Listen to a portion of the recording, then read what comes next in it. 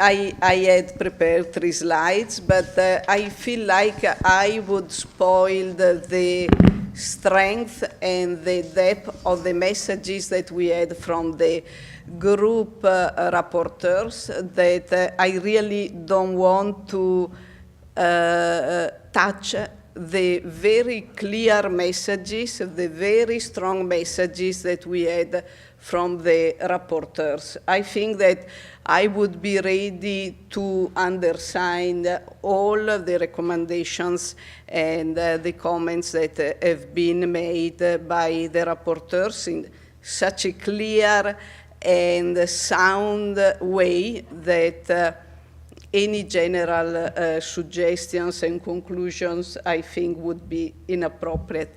So just what I want to underline is the fact that the European Interdisciplinary Council on Aging has as a main mandate to create alliances between and among different stakeholders.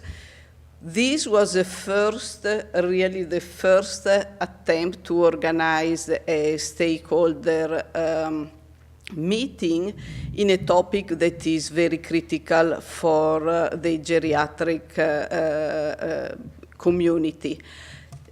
I'm definitely very, very happy about the outcome that we have obtained, because in spite of the fact that we have seen that there are difficulties in the communications and in working together, the most common word that was used by the rapporteurs at the end of this conference was mainly cooperation and alliance between the different stakeholders. And I think that this is really the message that we have to take home.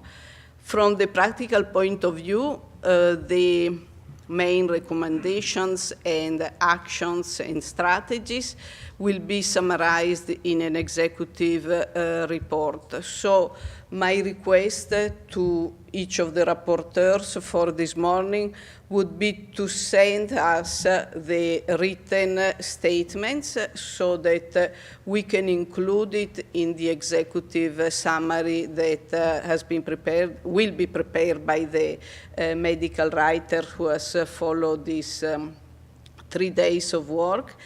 And the next recommendations that, the only recommendation that I like to make is, if we really are here to represent our groups, scientific societies, NGOs, pharma, general public, I think that if we will agree on the general strategies and actions to be taken, then we will have to adhere and to do our best to realize and to do what we are supposed to do. The communication, the last report about the media and the communication, I think, tells very much about who should do what and how we have to stay with what we will recommend in this general document. I think this is the only way we will be really effective and we will reach our main objective, which is indeed to create a program that will work in the prevention and in the disease prevention and health promotion for the older population, as well as we have reached in the past as geriatricians the common integration of different sectors in the integrated care for older people. That has been a very difficult work. Integrated care has been something that was the goal of geriatric medicine, and it has become a reality in most of our countries. In the prevention field, and in health promotion field, we don't have such integration yet.